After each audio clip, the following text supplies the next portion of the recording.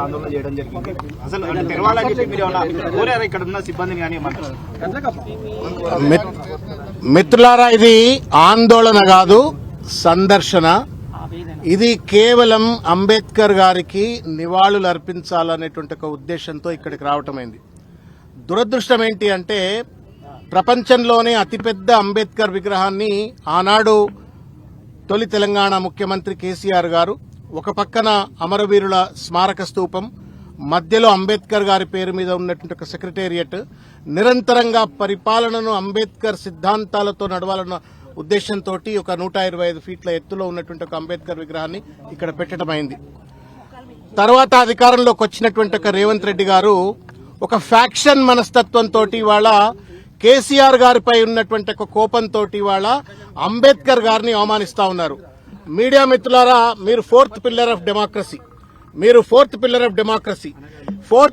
డెమోక్రసీగా ఉన్నటువంటి ఒక మీకే కనబడుతుంది ఇవాళ అంబేద్కర్ ని ఏ రకంగా అవమానిస్తున్నాడు అని చెప్పని.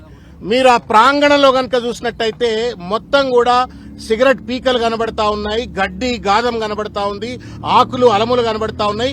కనీసం ఇంత హిస్టారికల్ మాన్యుమెంట్ ను ఊకాలా, దాన్ని శుభ్రం చేయాలా, ఆ విగ్రహానికి దండ వేయాలా అనేటువంటి ఒక కనీస సోయి ఈ ప్రభుత్వానికి ఎందుకు లేదు అని చెప్పని తట్టి లేపేందుకు, ముల్లుగర్ర బట్టి పొడిచేందుకోసం అని చెప్పని ఇవాళ టీఆర్ఎస్వి నాయకత్వంలో, ఇవాళ నేతృత్వంలో ఇవాళ ఇక్కడికి రావడం జరిగింది. బాధ కలుగుతా ఉంది అంబేద్కర్ విగ్రహానికి ఇవాళ రేవంత్ రెడ్డి చేస్తున్నటువంటి ఒక దుర్మార్గమైనటువంటి అవమానం. భారత రాజ్యాంగ నిర్మాత ఈ దేశంగా ఇవాళ ఉంది అంటే, ఈ దేశంలో ఉన్న సబ్బండ వర్గ ప్రజలకు హక్కులు లభించినాయంటే దానికి కారణం భారత రాజ్యాంగం.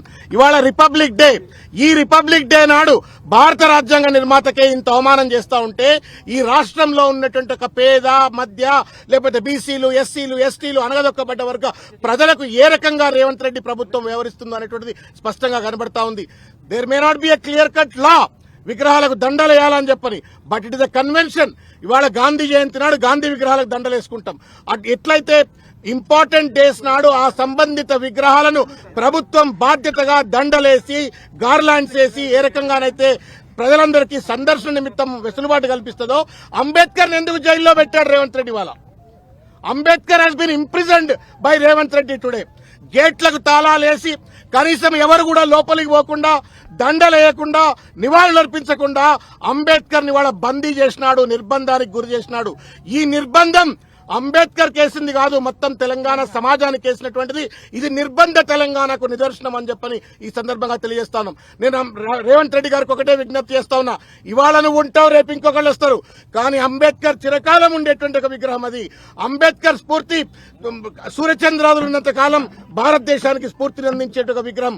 ఆ విగ్రహాన్ని బందీ చేసి, ఆ విగ్రహాన్ని అవమానం చేసి, తద్వారా శాడిస్ట్ లెక్క, సైకోపాత్ లెక్క ఇవాళ కేసీఆర్ గారిని అవమానిస్తున్నా అని చెప్పని అనుకోవచ్చు.